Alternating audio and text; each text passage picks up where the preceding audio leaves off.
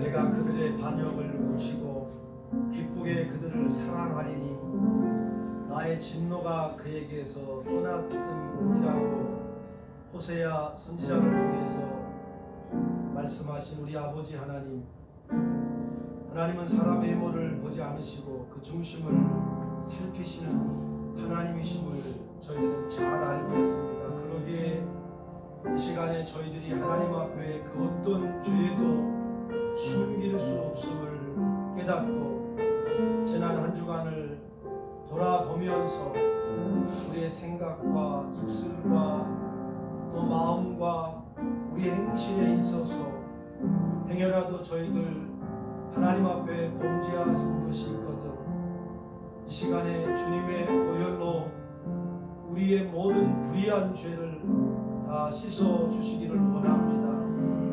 바람처럼 덧없이 지나가는 이 땅의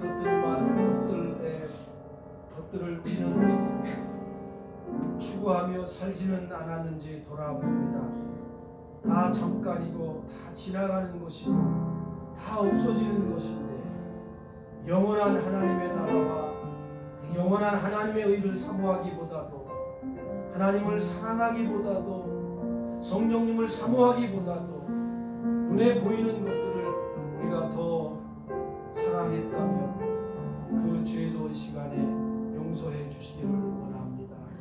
아버지 하나님, 저희들의 어리석음과 허물 죄악을 이 시간 진심으로 하나님 앞에 죄를 자백하고 회개하오니 다 주님의 보혈로 말갛게 씻어 주시옵소서.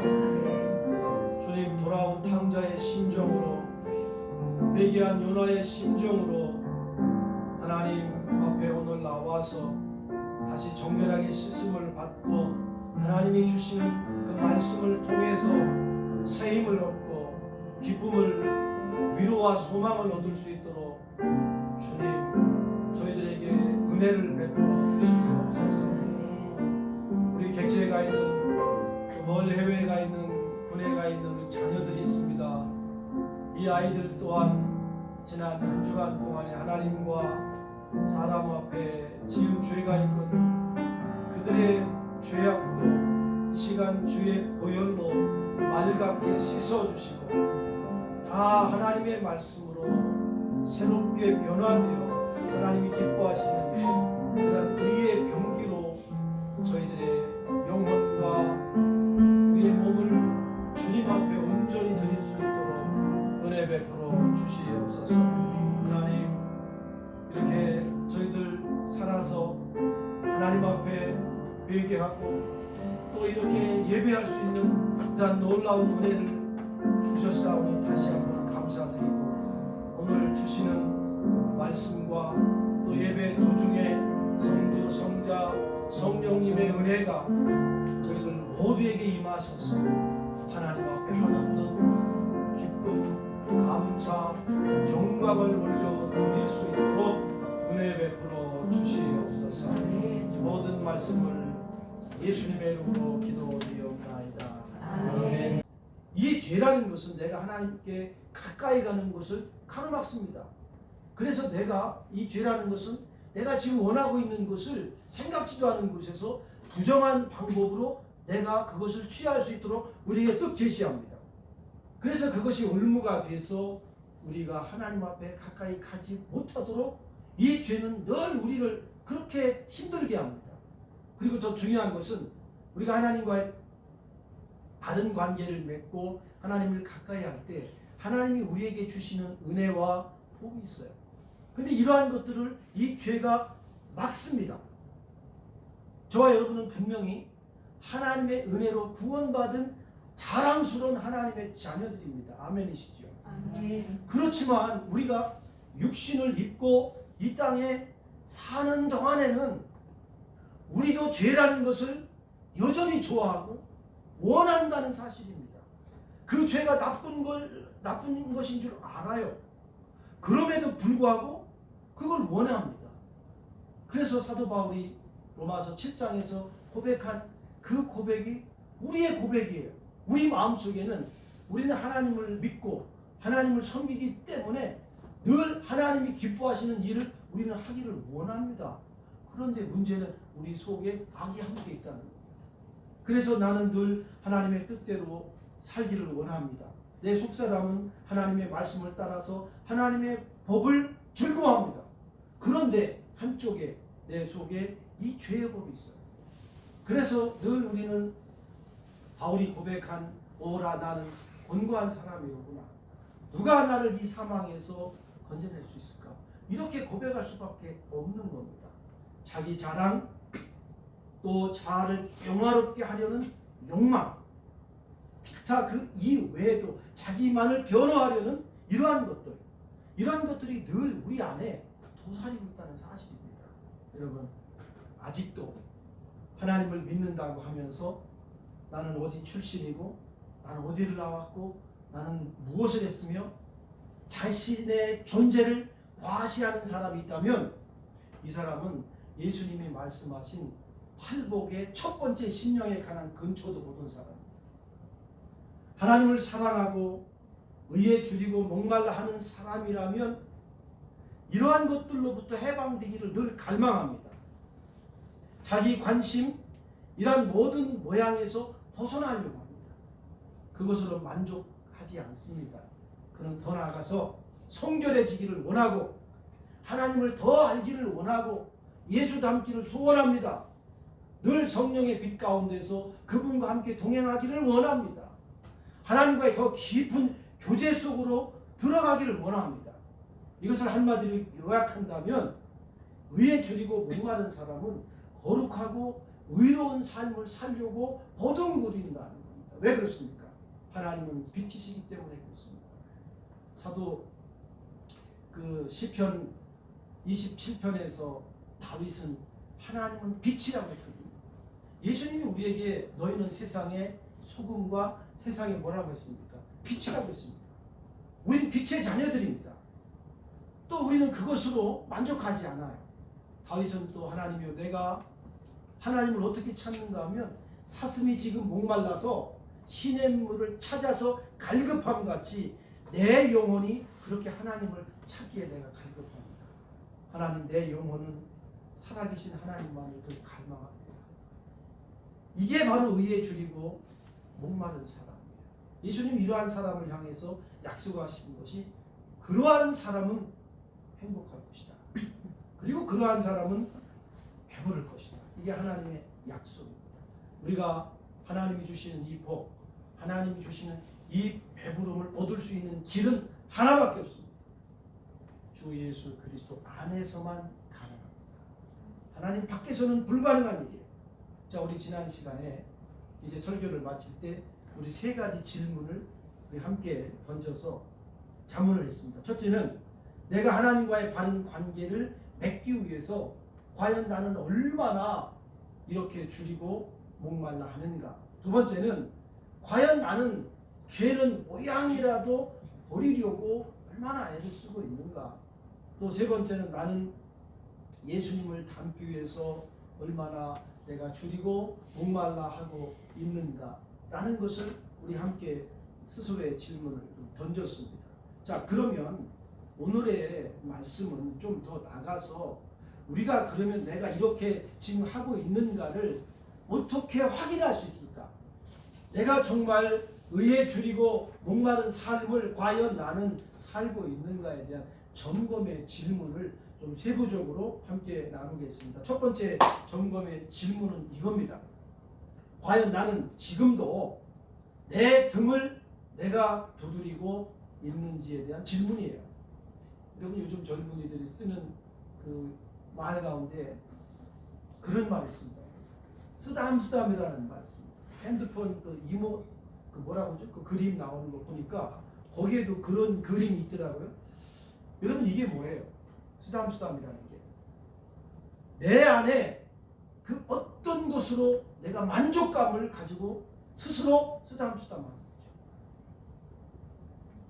하나님의 하나님보다도 아직도 내가 내 안에 자랑할 만한 그것이 있기 때문에 나는 스스로 내 등을 두드리고 있지는 않은가?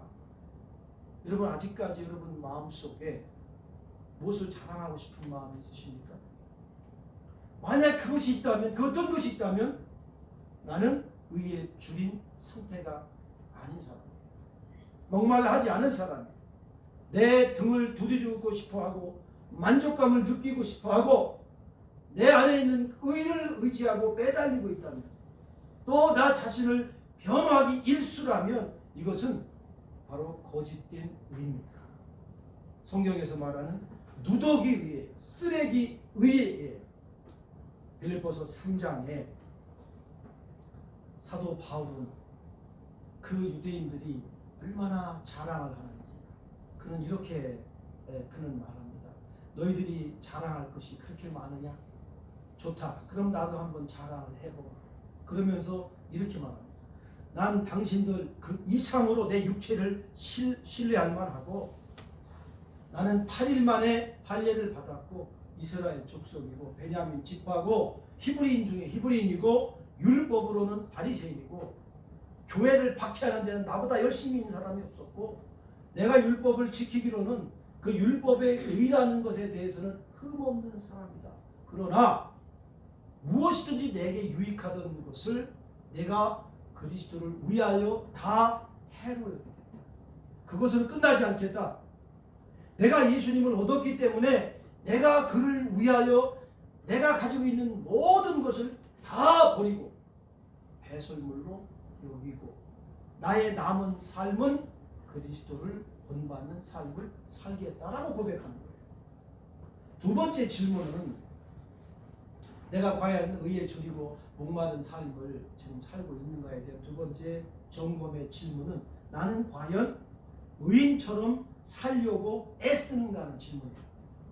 여러분 민수기 23장을 읽어보시면 거짓 선지자 발람에 대한 이야기가 나옵니다. 이 사람은 하나님 앞에 이렇게 기도합니다. 하나님, 나는 의인처럼 죽기를 원합니다. 그런 기도를 해요.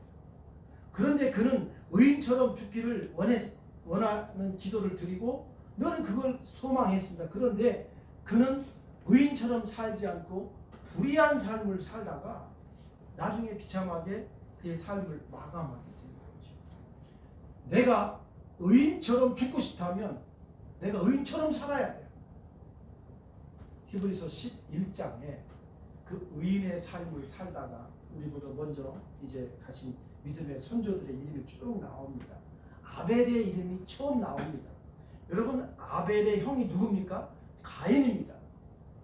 이 창세기를 보면 또 이 히브리서를 보면 아벨과 가인은 하나님 앞에 똑같은 제사를 드렸습니다. 오늘말로 하면 둘이 똑같이 예배당에 와서 하나님 앞에 똑같이 예배를 드렸어요. 그런데 이 아벨은 가인보다 하나님 앞에 더 나은 제사를 드렸다고 말합니다.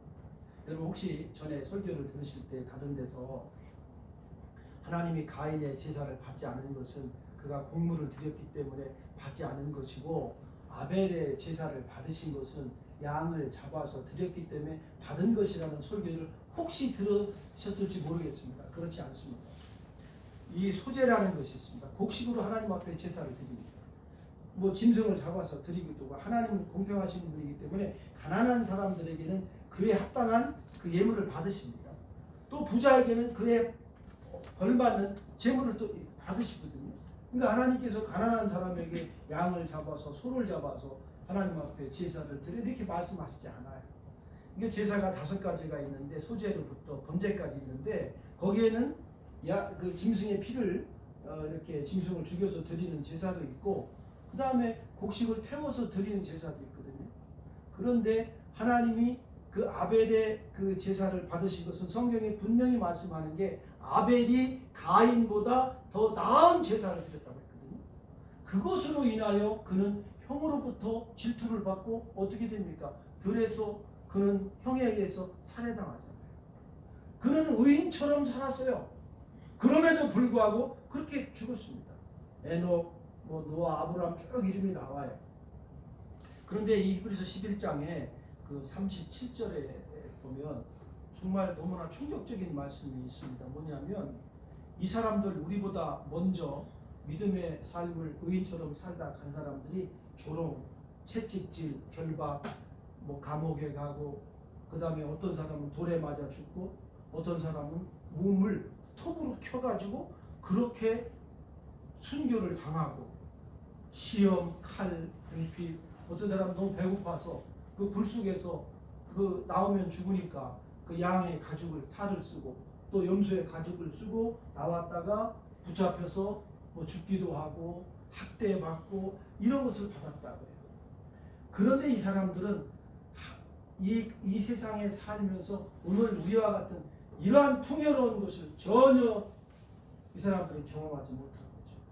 그럼에도 불구하고 이 사람들은 끝까지 의인처럼 하나님을 기다리며 하나님을 사랑하고 하나님을 사모하며 살았다는 겁니다.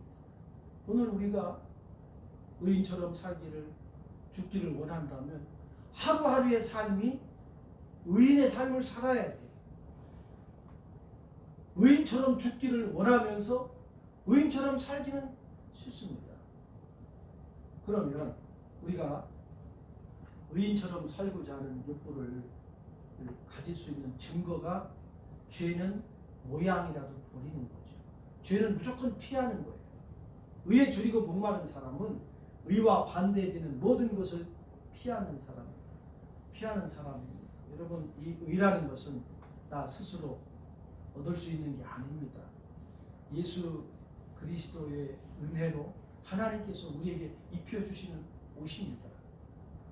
내가 스스로 예수님처럼 될 수는 없습니다. 그러나 내 삶이 만약에 잘못된 삶이라면 내 삶이 시궁창 같은 삶을 내가 살고 있다면 중단할 수는 있습니다. 이 세상에는 하나님과 그 의에 반대되는 것들이 있습니다. 이러한 것들이 나쁜 것인 줄 우리는 알고 있고 해로운 것이라는 것도 알고 있고 사악한 것이라는 것도 알고 있습니다. 그러면 의인처럼 살기를 원한다면 이 죄라는 것, 전염병과 똑같은 이 죄를 피하는 것. 여러분, 죄는 당연히 전염성이 있기 때문에 한 곳에 머물러 있지 않습니다.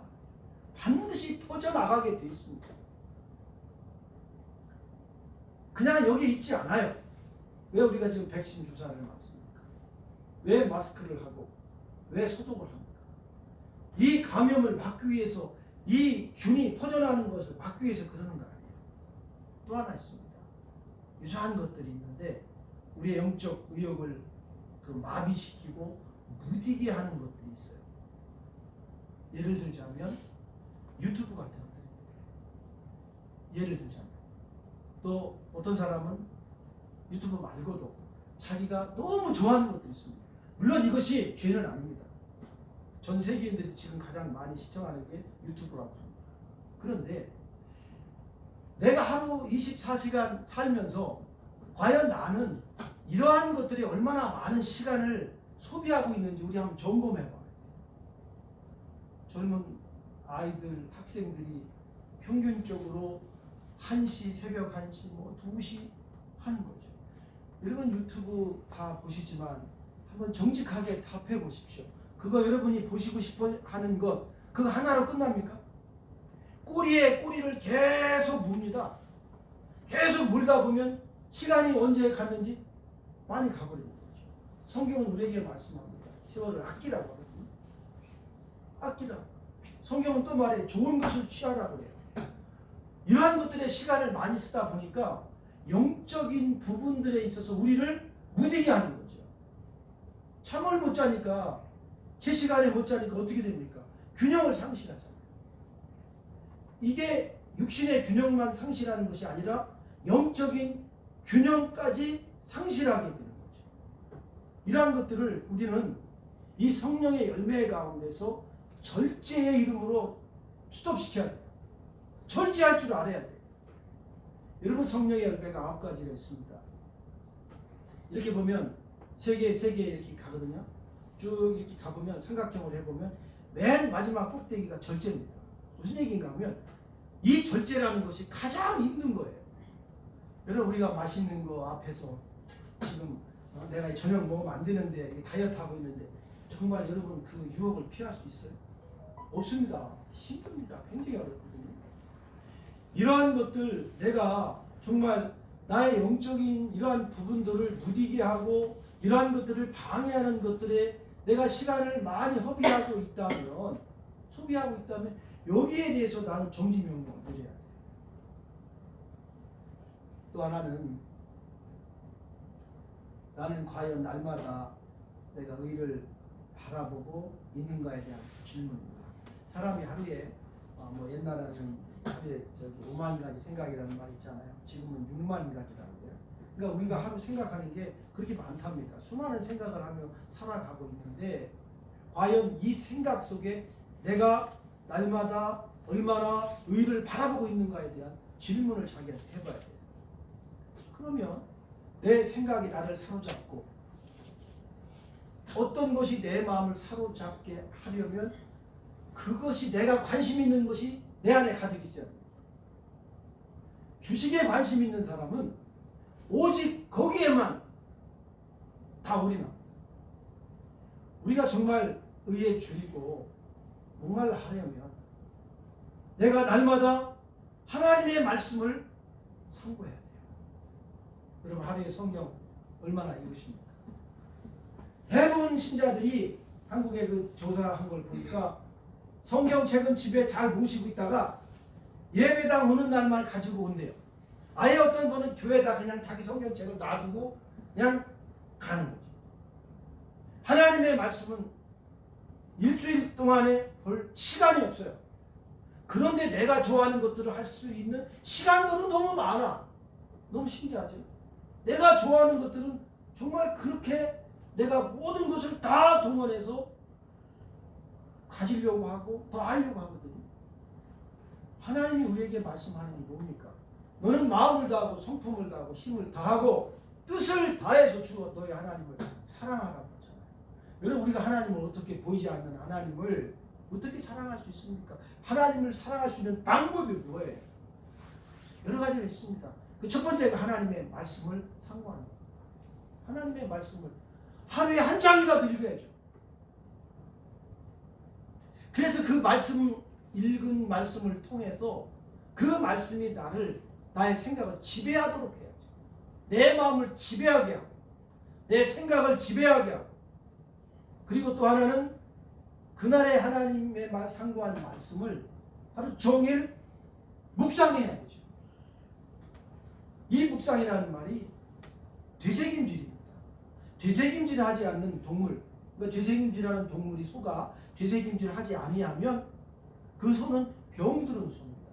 저는 목회하면서 그 구호남 권사님이신 이름을 기억합니다.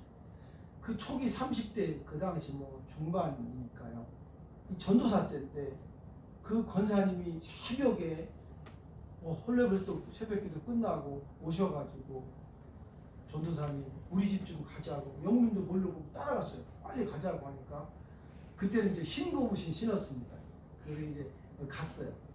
그 이제 지리산에 있을 때 갔더니 왜 그러시냐니까 소가 되새김질을 않는데요. 그래서 전도사님이 이 소한테 기도 좀 해달래요. 여러분, 그 권사님 얼마나 믿음이 훌륭합니까? 저는 그 초기 목회, 처음 목회지인데 너무 그분한테 받은 정말 그 충격이 너무 컸어요.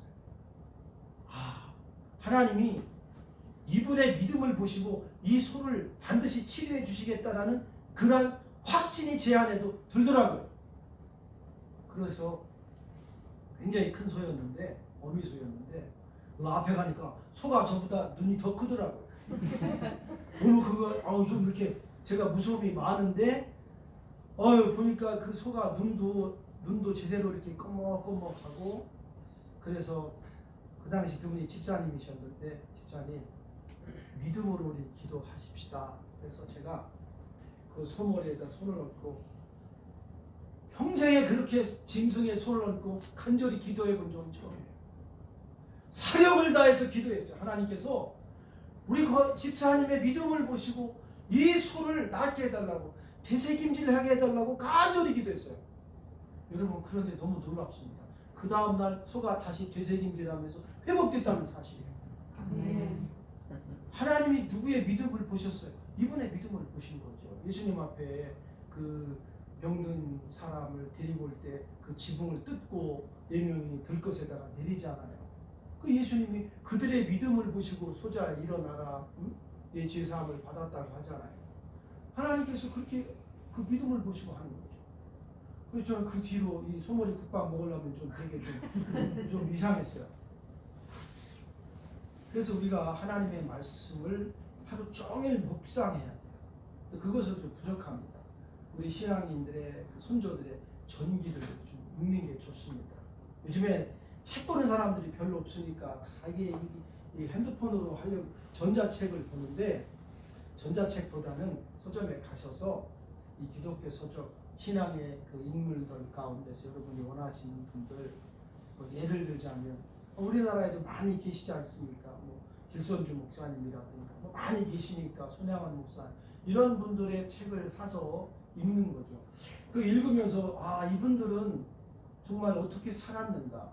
대부분 그분들의 그 공통적인 것들이 뭐냐면, 정말 이분들은 하루에 많은 시간들을 기도와 묵상하는 데 시간을 많이 보냈습니다.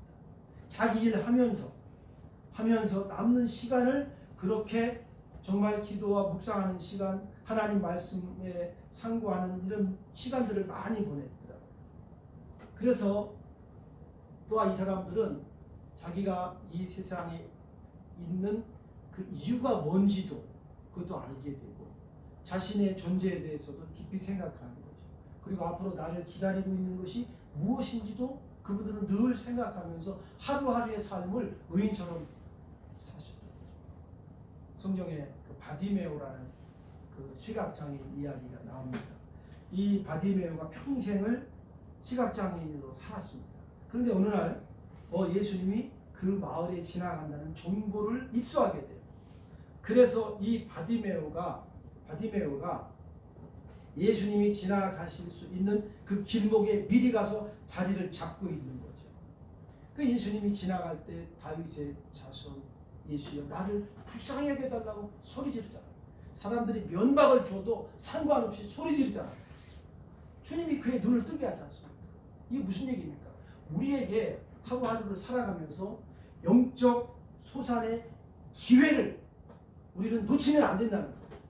그러기 위해서는 여러분들이 정말 그 믿음의 삶을 신실하게 사는 분들, 정말 나보다도 신앙의 모델이 될 만한 분들과 여러분들이 교제를 하면 영적 성장에 상당한 도움을 받을 수 있습니다.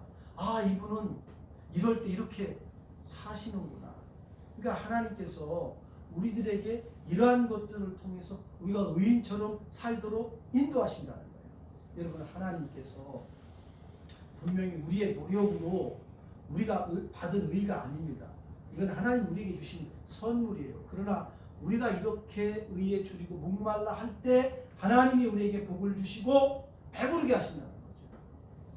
여러분, 그리스도 밖에 있는 사람들, 하나님이 주신 의의 옷을 입지 않은 사람들은 모두가 하나님의 진노 아래 있는 사람들이에요. 주님, 그들에게는 구원의 길이 없어요. 반드시 예수 그리스도의 그 의의 옷을 입은 사람들만이 하나님 앞에 갈 수 있습니다. 그래서 우리가 하루를 살아가면서 내가 늘 나는 오늘도 하나님이 기뻐하시는 이런 의인의 삶을 살아야겠구나라는 강한 다짐과 함께 그렇게 살아야 돼요. 여러분, 이 세상에서 질문을 드릴 테니까 답해 주세요. 이 세상에서 가장 여러분에게 소중한 것이 뭐라고 생각합니까? 가장 귀하고 가장 소중한 것. 그것은 나의 영혼입니다. 내 영혼보다 더 소중한 것은 없습니다. 왜 그럴까요? 하나님이 우리가 이 땅에 살아갈 때 하나님이 우리에게 주신 선물들 많이 있습니다. 여러분, 그거 하나님 앞에 가지고 갈 수 있습니까? 못 가지고 갑니다. 다 놓고 가야 돼요. 우리가 하나님 앞에 가지고 갈 수 있는 것은 영혼밖에 없어요. 우리가 이 땅에 살면서 부질없는 욕심, 이거 다 화만 불러옵니다. 여러분, 욕심 그 자체는 죄는 아닙니다. 그러나 성경은 말씀하시기를 욕심 잉태해서 죄를 낳는다고. 또 죄가 장성해서 사망을 낳는다고 했어요. 죄의 가증성이 뭐예요? 죄의 옳고 그름이 뭐예요? 죄는 하나님께 더러운 거예요. 우리에게도 더러운 거예요. 우리의 영혼을 완전히 지옥의 나락으로 떨어뜨리게 하는 것이 죄예요. 그래서 데살로니가 전서 5장 21절 22절에서 범사에 헤아려 좋은 것을 취하라고 말합니다. 또 하나는 악은 어떤 모양이라도 버리라. 마지막으로 우리가 이 의에 줄이고 목마른 삶을 살기 위해서는 과연 나는 날마다 예수님만을 바라보는가 하는 질문을 우리에게 한번 해봐야 돼요. 여러분, 우리의 최종 목표는 예수님을 닮는 거예요.